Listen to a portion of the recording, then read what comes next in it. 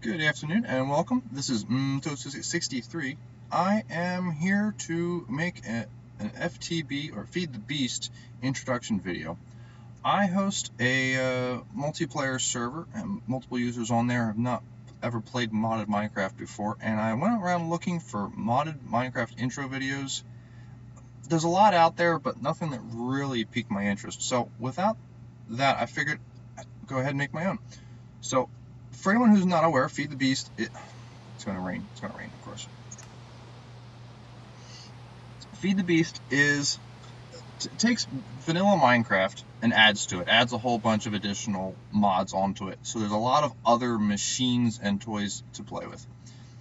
If you're not familiar, I'm hoping everyone is familiar, and I'm going to assume everyone is familiar with vanilla Minecraft. So if you already are, you should already know that, to start out with vanilla, you bunch a couple trees, build a crafting table, wooden pick, make some stone, collect some stone, make some stone tools, make some torches, find some iron, make an iron pickaxe, collect a whole bunch of other resources. Once you've done all that, yeah, there's some options for playing around with monsters, building lots of big castles and whatever else, but as far as the machinery goes, you can play around with redstone for a good long while, but there's only so much there to build. That's kind of where Feed the Beast comes in, adds a whole lot of other options. So in vanilla, say we were to take these 3 iron and maybe a coal. Everyone who's familiar with vanilla should know that, you throw iron ore into a furnace with some coal, and eventually it'll cook up and you'll get 1 iron ingot per block of ore. That is great, and if that's all you need, so be it. But Feed the Beast adds so much more. One thing it does add is a whole bunch of other ores. So in vanilla, you have iron and gold, redstone, lapis, and diamond, and all that good stuff. In Feed the Beast and there's other mod packs, and there's variations within Feed the Beast, but the one I'm using is Direwolf 20's 164 mod pack that is currently on version 1018. You don't have to worry about any of that numbers if you're not interested. But if you're using something different, you might see some different results here. I have multiple ores here that are kind of samples of what you might find as you go exploring the world. For example, we have copper ore and tin and silver, lead, ferrous, and dark iron. You'll find a lot of these up top, and as you get further down, you may find more and more of these, and some of these are kind of rare.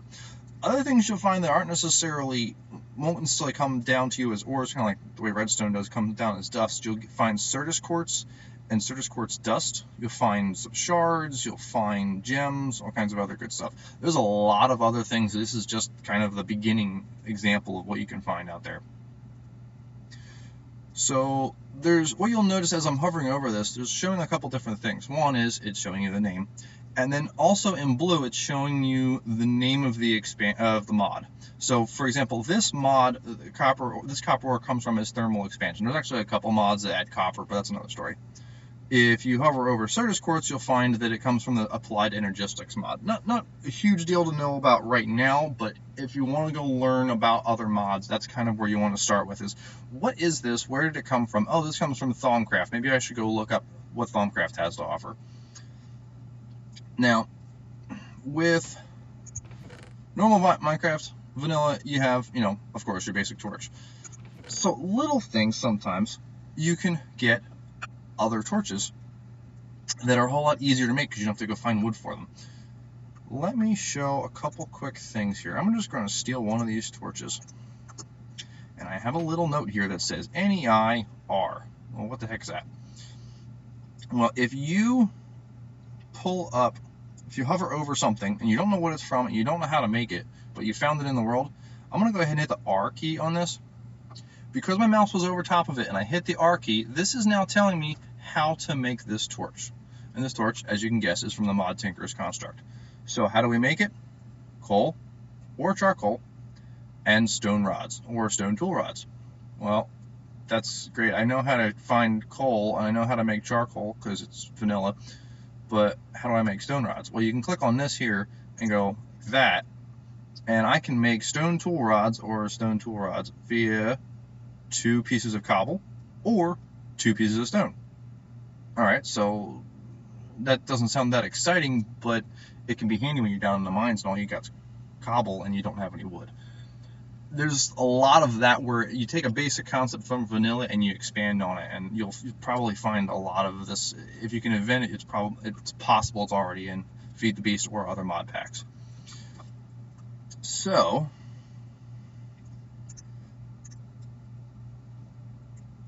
a lot of the other things don't have a recipe because we've just found them in the world somewhere. Now, one thing to be aware of is when you're playing vanilla, diamonds are far and wide the most valuable thing out there as far as armor is concerned, as far as weapons are concerned. Well, with Feed the Beast, there's a whole lot of other options. You don't necessarily need to use diamonds for everything. So, for example, these sapphires and these rubies and whatever you want to pronounce this, peridot, whatever, however you want to pronounce it, these can make tools. So in this case, I have 3 sapphire and 2 sticks, and this should be the exact same recipe you're familiar with for making a diamond pick or an iron pick or whatever else pick you want to make. And so these you can use to make your picks, to make your swords, to make your whatevers, and you don't have to use up your diamonds. And this is incredibly helpful because, at least as far as this item's concerned, sapphire picks are pretty much just as fast as diamond picks. They don't last quite as long, but you can save your diamonds for other things. Now, if you are familiar with vanilla, and you notice, I have a vanilla crafting table over here, which works exactly the way you would expect. There's something a little weird about this. I left the recipe in this table. It didn't pop out. If I take all this stuff out, and say I were to be putting things together, and I'll show you how I'm doing all this. There's the click drag options in here. So I made this recipe, and I put it together, and oh, I forgot something else. And what just happened? It just popped out of the table. If you're used to vanilla Minecraft, that's normal. But I'm not used to vanilla Minecraft. I'm used to Feed the Beast. This, just sometimes it's little things. I make this recipe, I put it together. Oh, I'm short 1 stick. Shoot, let me go get another stick. You go grab another stick, you come back, drop the stick in, and voila, I have a pick. Ta-da, pick.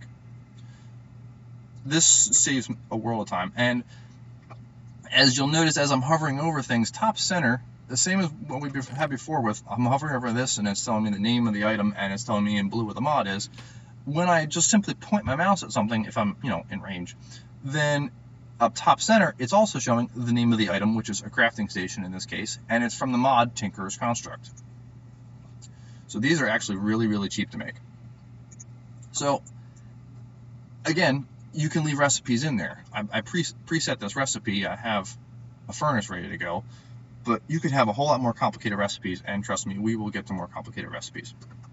So the first main mechanic to be aware of with Feed the Beast and other mods is the concept of doubling your ores. Like I was talking about over here, 3 iron ore gives you 3 iron ingots. That's great, but what if I want to double it? I have 1 piece of iron ore in here. There's a lot of different ways. I'm just going to right click and hold on this. I should be counting to 8. But there's a lot of ways to take your ores and double how much you get. So I had 1 iron ore over here, and I just clicked and hold my mouse on the little crank thing, and you get dust. Well, what does dust get you? Oh, I'm showing a couple things here at once. If you put dust in a furnace, any furnace really, instead of getting 1 ingot per your iron ore, I'm now getting 2 dust per ore, and I take the 2 dust and each one of them becomes an ingot. So now I'm doubling the amount of ingots, the amount of raw useful metal I'm getting from each piece of ore.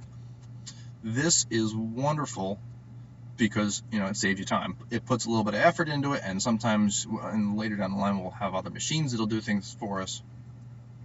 But this is probably the first way I like to start doubling my ores. This is a very manual way. This is a lot of clicking here, just to sit here and hold your right click. And if I'm going to click on it, I'm in creative mode, so I'm going to cheat one in for a second. If I had it in my inventory, and I hover over it, and I hit the R key, this gives me the recipe for it. I can get rid of this. This is telling me I need 3 pieces of stone, which, basic vanilla Minecraft, just cook up some cobble, 2 pieces of normal cobble, and then some type of quartz dust. This can be nether quartz dust, which is a little bit challenging to get early on, or it can be the Certus quartz dust, which is a whole other story. So that's what I was trying to tell you, when it's alternating back and forth between 2 different things. You will find the Certus quartz dust just as you go mining. You won't find much of it at once, but me personally, when I find 3 Certus quartz, this is the first thing I'm building here. Now, the other thing it requires is a wooden gear, which is actually really cheap, and this recipe is a little confused. It sometimes shows a helmet, don't worry about that. Really, all it's just saying is 4 types of sticks, any sticks at all. There are Natura sticks, there's a mod called Biomes of Plenty that has sticks. You could just use vanilla sticks, just any old oak wood planks, and just convert them into sticks the way you would for any tool. And then this wooden crank, if I check the recipe on that again, it's a little confused, but any 5 sticks in an upside down L will get you a wooden crank, and you just take the grindstone on the ground, right click with the crank, and you're there. So once you have your dust, there's many ways to cook it. One of the easier ones to get to, because it doesn't require anything other than your basic vanilla coal, is an iron furnace. And this iron furnace is from a mod called Industrial Craft. There's a lot of other toys to Industrial Craft. We'll get into some of those later. But this, I have gone ahead and cheated in a stack of iron dust like what we had from the grindstone. And if I give it some coal, normally with a vanilla furnace, any of you math experts out there will know that 1 piece of coal will let you cook 8 things. With the iron furnace, 1 piece of coal lets me cook 10 things. So I'm saving a little bit of coal. It's not a huge difference, but it kind of adds up after a while. So that's great. You have that. It's all coal powered and manual click powered. Well, what other options are there? Well, the first mod I like to recommend people get into is a mod called Thermal Expansion. And there's multiple reasons for that. And we'll get into those in a little bit. So this is kind of a basic thermal expansion setup. I kind of have things separated, don't mind that. We'll get into that in a minute. But the important thing to understand is it makes energy. It kind of makes its own type of energy called redstone flux, RF. Sometimes it'll give you more information about what type of energy and how it's making energy on these side tabs here. But redstone flux is kind of its own power source from thermal expansion. It can be converted to other things, but that's a long story. There are multiple types of power systems. If you stick all with one mod, you won't really have any power system issues. You won't have to translate or convert or any of that silliness. So with thermal expansion, the easiest way to make energy is with dynamos. There's 4 different types of dynamos. Steam is the cheapest, easiest one. So let's take a stack of coal, and I'll grab some iron ore. And I'm going to go ahead, drop coal in, and let me see, yes, I have a wrench. This crescent hammer is from thermal expansion as well, and this is kind of the common tool you'll use for thermal expansion stuff. It'll do a couple things. One thing it'll do, and I love this is a portable tank. This is equivalent of 8 buckets of water, and you can actually like pop it off and throw it in your inventory, run around with it, slap it down somewhere, fill it up, drain it out, do whatever, and when you're done with it, whack it with a wrench, and now you're back again. So what I'm going to do is, and don't mind the jetpack, is place it up here, and I just did a shift click, so you're like, with furnaces, you open it to right click, but if you want to shift right click, you place something next to it. Anyway, so now this tank is above the steam dynamo, and that is kind of important. I'll get to that in a minute. But if you right click with the wrench, this just went down 4 buckets. You notice now it says 4,000 out of 8,000 millibuckets up top. That's because we just filled up the steam dynamo with water. Now I'm going to go ahead, flip the lever, and by default this thing will actually run if there's no lever here. That's another story. But now we're burning coal. We're going through a little bit of water. Say we're down under 4,000, and this is making 80 redstone flux per tick. a tick is basically 1/20th of a second. But the long and short is we're making 80 redstone flux. So this redstone flux power is going from the steam dynamo into the energy conduit, look over here, and it's getting saved in this, for lack of a better term, battery. It's called an energy cell. And you'll see we're increasing power. So it's saving up power, we are creating it, and we are holding on to it for later. I highly recommend, if you're going to get into thermal expansion, use some type of energy cell to hold on to it. So now we have energy coming in, but it's not going anywhere because it's not connected. Well, I kind of fiddle with things a little bit here. Thermal expansion has some really fancy options for input and output. I went over here to this configuration tab, and this is pretty consistent across a lot of other machines. There's a lot of other things that you'll see on there. A lot of other machines that will use that tab. So on the configuration, there's some colors here. All these are blue, and this one's yellow. Well, what does all this mean? Well, this is trying to tell me that this center here is the front. So this yellow one here is on the right, and all the other ones are blue. This one here on the right is yellow, all the other ones are blue. So this is not the way you defaultly find it, but if you click on this and turn it orange, this is going to connect. So thermal expansion kind of has this system of blue is in, orange is out. You'll see that in multiple other things, and I'll show that later. So now we have power coming in and we have power going out at the exact same time. Well, it's going in at 80, it's going out at 80, so we're not really, well, we're not really gaining anything here because it's coming over to the other machines. This pulverizer and this furnace actually filled up already, but this pulverizer is draining power out of the energy cell, and as soon as this finishes filling up, this is going to stop. This is going to actually start getting power on its own because it's no longer giving it away. So now we are full, and yes, okay. So now the energy cell is filling up because the dynamo is still running. We still have some water, and we still have just a little bit of water there in the tank. It will empty out eventually. You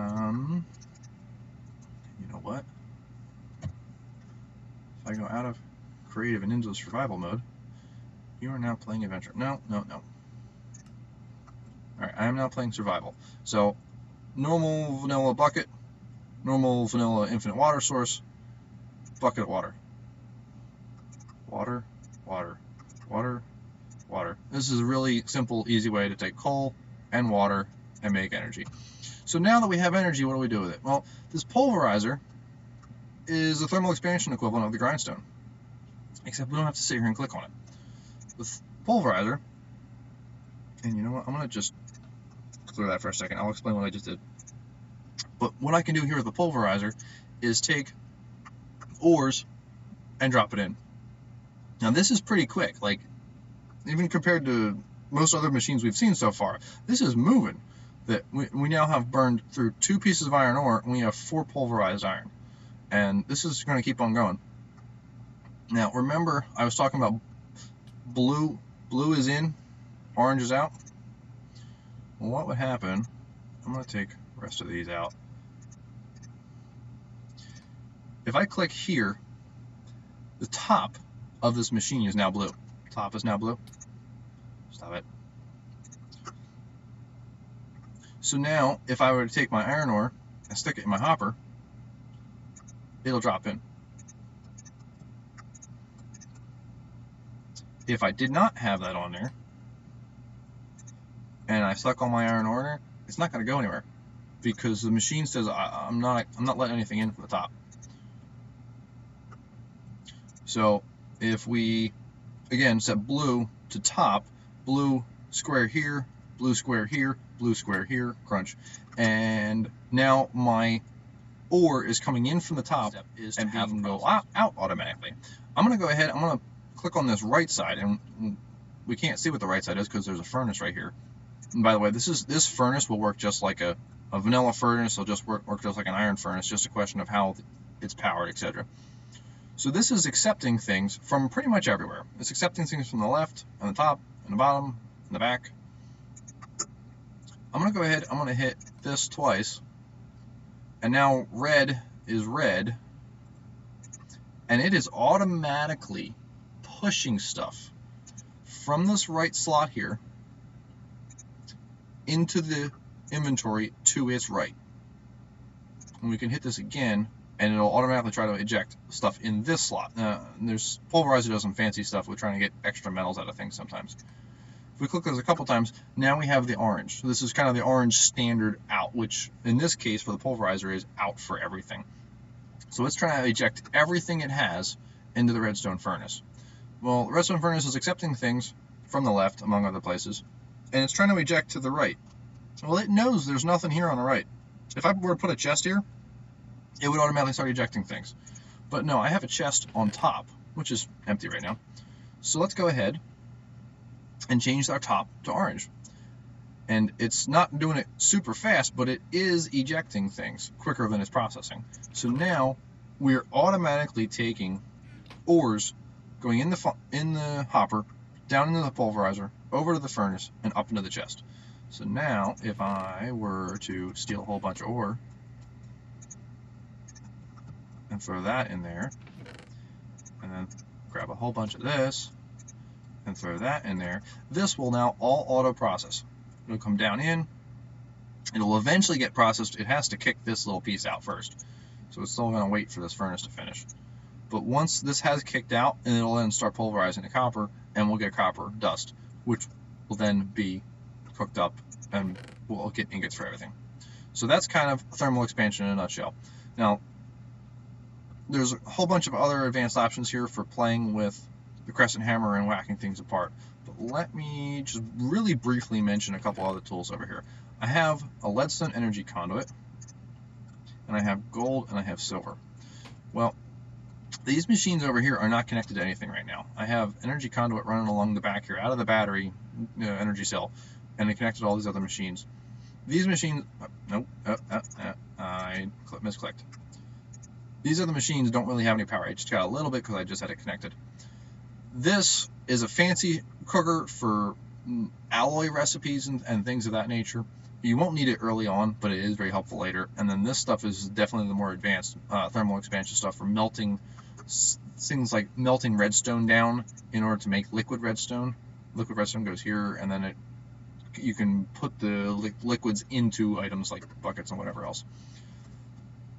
So I'm going to go ahead, I'm going to drop that conduit in there, and now we are powering these three machines as could be expected, and we are probably draining this down. Now the dynamo is still helping out. Dynamo is definitely draining its own little power buffer out, but this is now getting power. So one of the many alloys we can do with the induction smelter, and you don't have to worry about this for now, but you will eventually use it if you get really into thermal expansion. I'm going to take one piece of silver, one piece of gold, and later on you're going to find a lot of things that use an ingot called electrum. So we took silver and we took gold, we mix it together. Well, what is electrum used for? Remember before we did the hover over this and did the R, and that gave us the recipe, R for recipe, and crazy I know. Well, if we hover over this and say, well, what is this used for, we can hit the letter U. And now we're looking at all the recipes that use electrum. So we can make energy conduits, which are actually, those are the more advanced ones.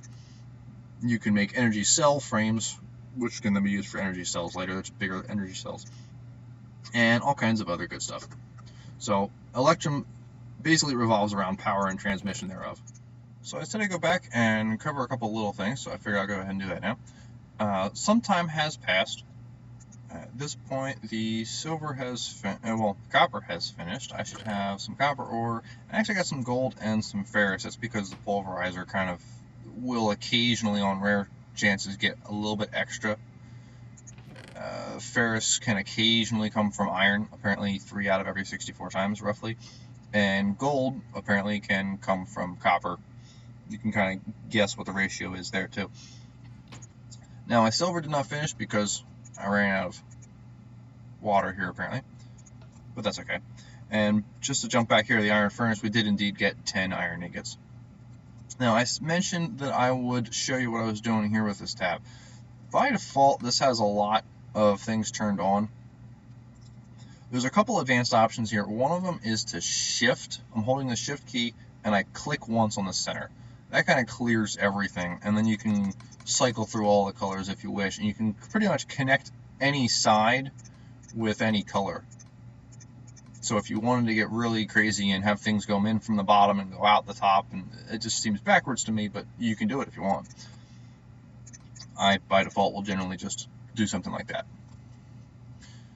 The other thing I had mentioned prior was that thermal expansion I usually recommend for starting out. The reason I like to see others start out with thermal expansion, there's multiple reasons. One is it's pretty quick. There are other machines and other furnaces and other pulverizer options out there for processing metals.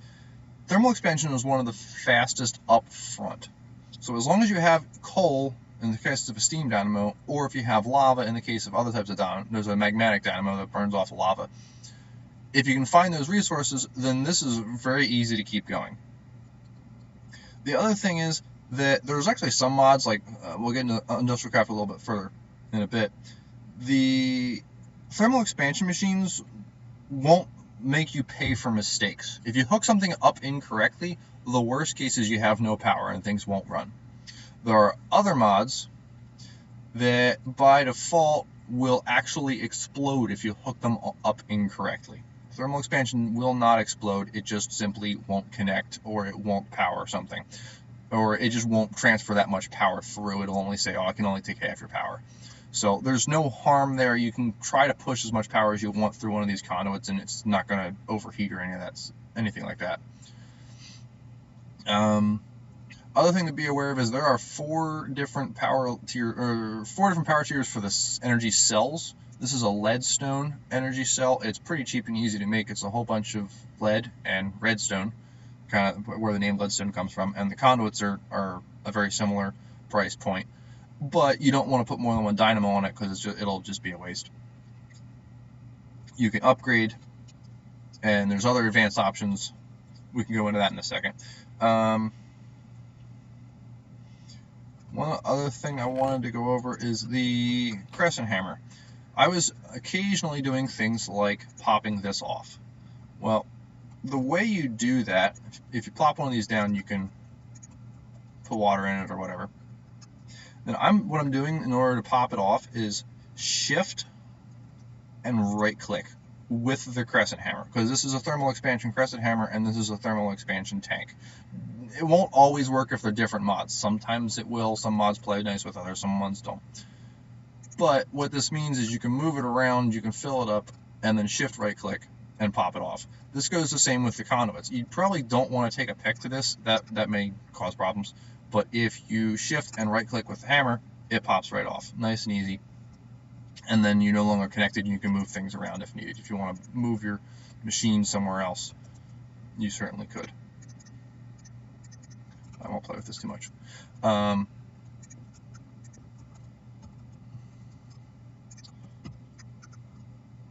So now I have power going at the top. Now again, I was talking back before with the putting the tank against the furnace, which is a weird example. But what you can do if you're trying to get something to hook up to a machine, by default, when you right click on a machine, you automatically get the interface by default. So if I wanted to take this energy conduit and I wanted to add it to this energy cell, every time I right click, it's not going there. Well, you can right click here, that'll work fine. You can also, again, like I was saying before, shift and right click, and that will place the block or place the conduit or place the whatever else you're trying to put down instead of interacting with this machine. And now I have a levitating hopper and a chest. The one thing I briefly alluded to, and let me steal this dynamo for a second. Come here. I briefly alluded to the idea that the tanks should be above the dynamo. So shift click. By default, tanks will take liquid from the top, these portable tanks in particular, liquid from the top and drain them down. So if I hit that, it will not work because the dynamo is confused. The dynamo says, I have nowhere to put power. What are you doing to me? So if you put a dynamo down and it's not facing the correct direction, put a conduit next to it and whack it once with a wrench. This did a couple things all at once. One, it turned the dynamo and it faced it towards the conduit. If there was no conduit, and I whack it with a wrench, it probably won't do anything. But if I put a conduit next to it and whack it once, it will turn it and face it towards the conduit. The other thing it did, if you're really quick, you notice that bucket of water that was in this tank got drained out. Because by default, the dynamo, when facing up, does not accept water from the power side. It's generating power out the top, out what is currently the top, so it's not going to take this water. But if we turn it so it's facing any other direction, it will then accept water from the sides, and it'll also accept water from the back here too. So be aware, there are certain machines, especially dynamos, that they care what side is facing what. That's kind of ultimately where I'm going with that. Really briefly, I'm going to go show you a couple options here. So we've shown up a whole bunch of machines, for example, leadstone energy cells, leadstone conduits, pulverizers, redstone furnaces, etc. How do you make all these? Well, just the way we were doing before with the grindstone, hitting R to see what the recipe was. If you, by default, you'll kind of have most of this screen. If you are in cheat mode or you're in op, you'll have this whole left side creative mode stuff. You can turn all this off later. But the nice thing about this interface is you can actually do a search. So I'm going to search for leadstone. What this has done is shown me all the things that are visible as a recipe that I can make that have the name leadstone.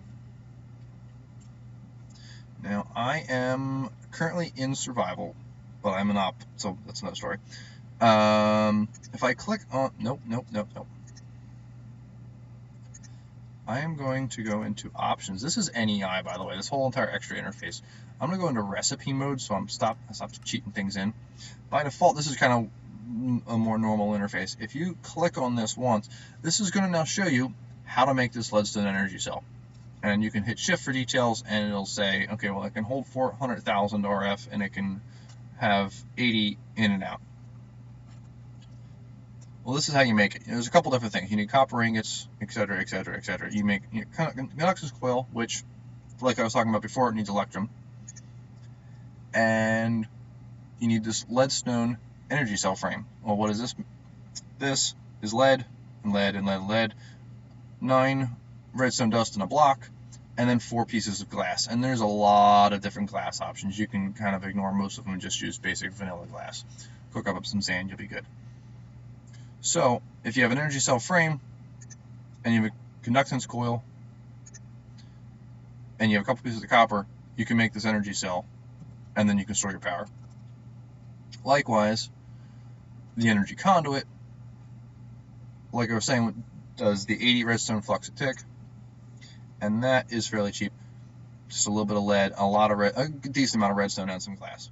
So from here on, now that I've shown you various different machines, how they work, what they do, I'm hoping that, assuming you have FTB Beast already installed, there's a lot of things you should be able to look up on your own. Like I've shown you the recipe on how to do leadstone energy cell, leadstone energy conduit, but I don't think it makes sense to show the recipe for each and every single machine I'm going to show.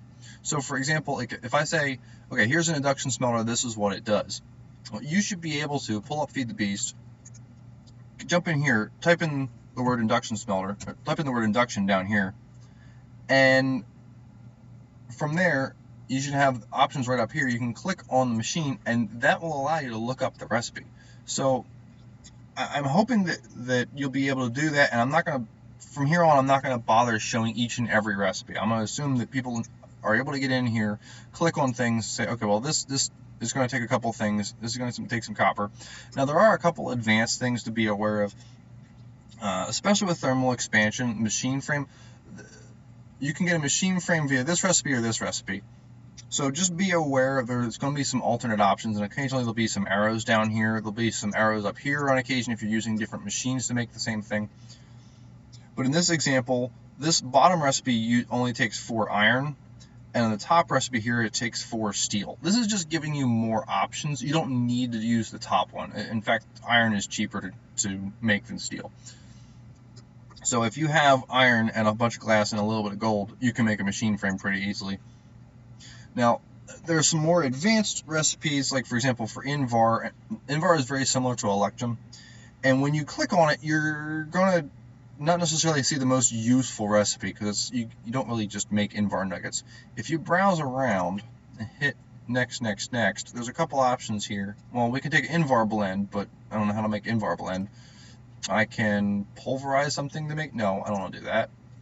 So Invar, one way you can make Invar is by mixing iron and ferrous, but you need Invar to make the induction smelter, and you use the induction smelter to make Invar. So therein lies a little bit of a challenge. It's kind of, you'd one to make the other.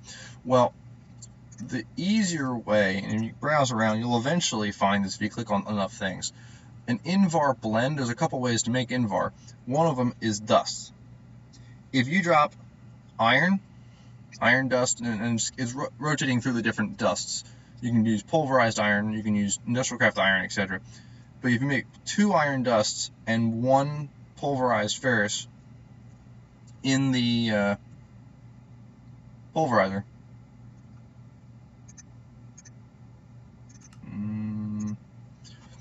and you mix these 3 dusts together, you'll get 3 dust. You'll get 3 Invar dust. So you take 2 iron dust and 1 pulverized ferrous, and you get an Invar blend, and then you can cook this. Now, again, back to the I'm sorry, to the U. I'm going to hit U on this, and now it's going to tell me what I can do with this Invar blend, and it tells me I can cook it. So if you can figure that out, and you can browse around and find these arrows and be like, okay, well, I can make this like 5 different ways. What's the easiest way? Probably make dust. So if you can figure that type of stuff out, then the rest of it will all pretty much be in NEI. You'll be able to browse around, find the recipe, and figure it out. There are definitely a couple things that will not just be straight up cook this or pulverize this or mix this in a crafting table. There are some more advanced things that you're not going to find, but a lot of things are going to be right in NEI, and you can look up the recipe. So I think that about covers it for the basics on thermal expansion and ore doubling and everything else I've covered so far. Hope you've liked it so far. If you do, please give a like. I do appreciate that, and I will see you on the next one.